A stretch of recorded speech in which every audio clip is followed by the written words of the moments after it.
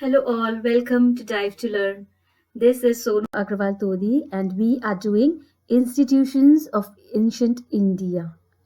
So before we start, don't forget to like, share and subscribe Dive to Learn.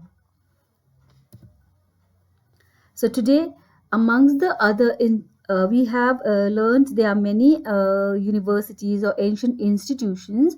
Among them, one is Nalanda. Nalanda is the very oldest universities of ancient India. Okay, and this is the picture. The picture shown here. This one is Nalanda University. Okay, the oldest university of ancient India. So, Nalanda University, also known as Nalanda International University, is located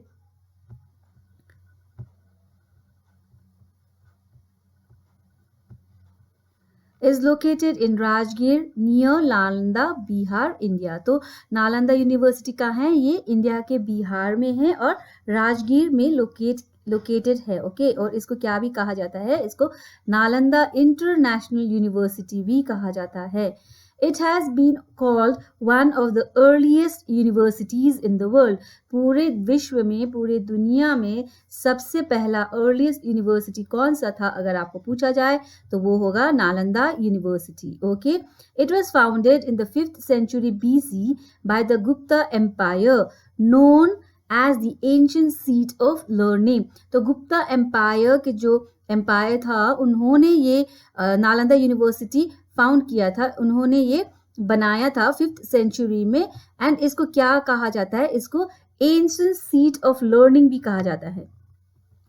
सो आप लोग ये याद करिए, Nalanda university को क्या कहा जाता है? इसको एंशिएंट सीट ऑफ लर्निंग भी कहा जाता है. ओके, और गुप्ता एम्पायर में इसका बना था ये Nalanda university.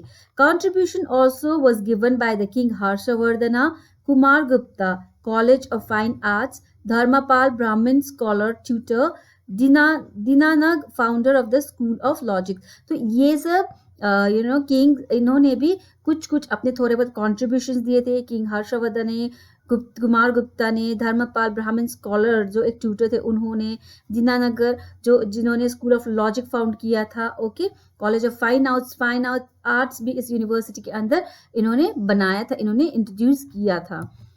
It was a Buddhist center of learning from 427 to 1197 BS. Okay, तो ये एक बुद्धिस्ट लर्निंग सेंटर है. ठीक है, इसमें बुद्धिस्ट के लर्निंग प्रिंसिपल्स आपको मिलेंगे from 427 to 1197 CA. It became the crown jewel of the development of Buddhism in India and the world. तो पूरे इंडिया में और पूरे विश्व में ये बुद्धिज्म को डेवलप करने के लिए एक बहुत बड़ा महत्वपूर्ण रोल प्ले करता है. एक क्राउन ज्वेल है. Okay, first residential international university of the world. ये नालंदा यूनिवर्सिटी विश्व का ही सबसे पहला रेसिडेंशियल इंटरनेशनल यूनिवर्सिटी था. रेसिडेंशियल मतलब हॉस्टलर्स, वहाँ पे हॉस्टल भी था. लोग वहाँ से, स्टूडेंट्स वहाँ से बाहर देशों से भी आके, विभिन्न कंट्रीज से आके यहाँ पे पढ़ाई करते थे. इसीलिए it was the first residential international university of the world. It accommodated over 2000 teachers and 10,000 students from all over the world. तो इस नालंदा यूनिवर्सिटी के अंदर 2000 तो टीचर्स ही थे और 10,000 स्टूडेंट्स थे. वो भी पूरे विश्व के पूरे विश्व के आते थे, पूरे विश्व के बच्चे आते थे यहाँ पढ़ाई करने के लिए. The library of Nalanda known as Dharmagunj. Okay, different libraries भी थे नालंदा, बहुत सारे लाइब्रेरीज थे. एंड व्हाट वाज दे वो धर्मगुंज माउंटेन ऑफ ट्रुथ और Dharmaganja treasury of truth was the most renowned repository of Buddhist knowledge in the world at the time. उस time पे Buddhist knowledge का प्रचार करने के लिए ये लाइब्रेरीज बहुत फेमस थे. What were those libraries? That was Dharmagunj और the Dharmaganja. Okay, the library had 3 main buildings: Ratna Sagara, Ratna Adhi, and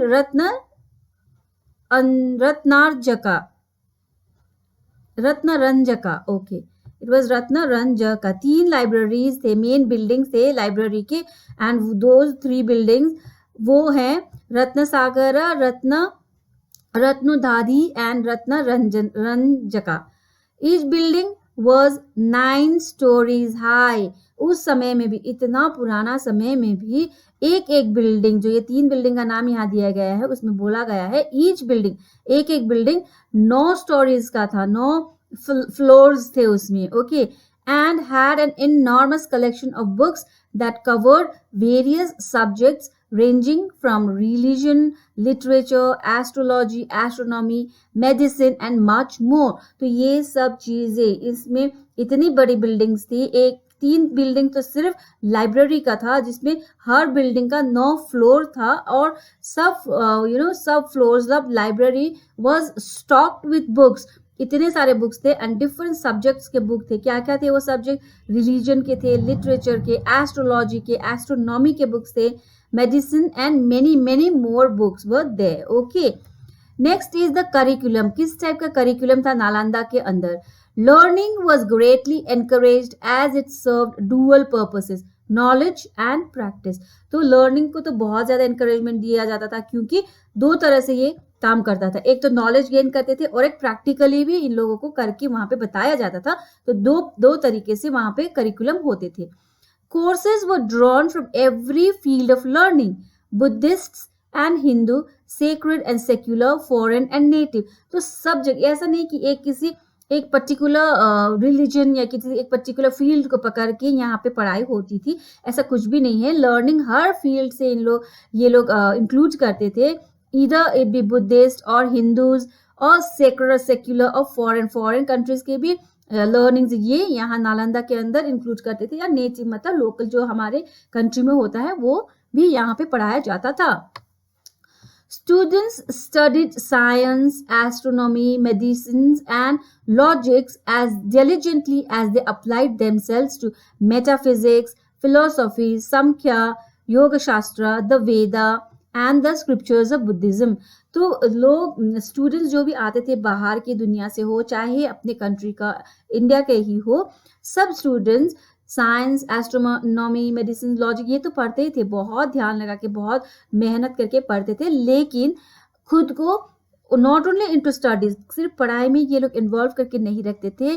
they used to involve themselves in metaphysics, philosophy में, समख्या, योग शास्त्र और स्क्रिप्चर, बुद्धिज्म का scriptures पढ़ने में भी ये अपने आप को बहुत ज्यादा इन्वॉल्व करते थे। दे स्टडीड फॉरेन फिलोसफी लाइकवाइज। तो फॉरेन फिलोसफी भी यहाँ पे पढ़ाया जाता था, सिखाया जाता था, तो ये उसको भी अपने लर्निंग के अंदर इंक्लूड करते थे। Nalanda was also the most global university of its time. Global university मतलब पूरे विश्व के बच्चे यहाँ पे आके पढ़ते थे। दैट वाई नालंदा उस समय भी it was known as the global university, okay, attracting pupils and scholars from Korea, Japan, China, Tibet, Indonesia, Persia and Turkey। तो इन countries, different countries से भी यहाँ पे बच्चे स्कॉलर्स पढ़ने के लिए आते थे, ठीक है। These are the different countries जो नालंदा में कहाँ से आते थे बच्चे? They are from Korea, Japan, China, Tibet, Indonesia, Persia and Turkey, okay.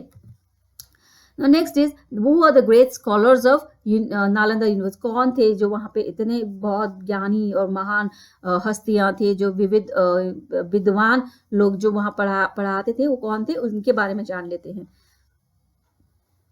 Chinese traveler and scholar Zhuangzhang or Huangzhang, 7th century AD, visited Nalanda and left a vivid account of the curriculum and of the general features of the community। तो वांगसेंग जो China के एक traveller थे, as well as scholar थे, ज्ञानी थे, वो नालंदा को विजिट किए, और वहाँ पे एक अकाउंट, एक क्लियर उन्होंने अपना एक बुक लिख के छोड़ा है, जिसमें वहाँ का करिकुलम कैसा था, जनरल फीचर्स कैसे थे, वहाँ के कम्युनिटी के लोग कैसे थे, कैसा क्या लाइफस्टाइल था, सब के बारे में लिख के उन्होंने वहाँ पे छोड़ा, एक अकाउंट बना के छोड़ा है।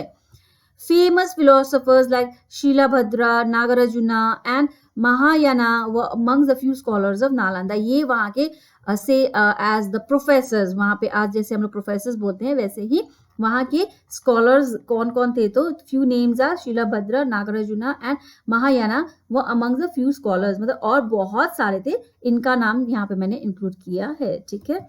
Now next, fall of Nalanda university, Nalanda university का फॉल कैसे हुआ इसको भी तो जानना पड़ेगा, है ना। तो according to the records, Nalanda University was destroyed 3 times by invaders but rebuilt only twice. तो नालंदा यूनिवर्सिटी 3 बार इन्वेडर्स ने, फॉरेन इन्वेडर्स जिन्होंने कंट्री को कॉन्कर किया था, उन्होंने 3 बार इसको डिस्ट्रॉय किया। 2 बार तो रिबिल्ट हो गया लेकिन थर्ड टाइम नहीं कर पाए, ठीक है। The first destruction was caused by the Hund's under Mihirukula during the reign of Sandak Gupta 455 and 467 AD. But Skand's successor restored the library and improved it with even bigger building.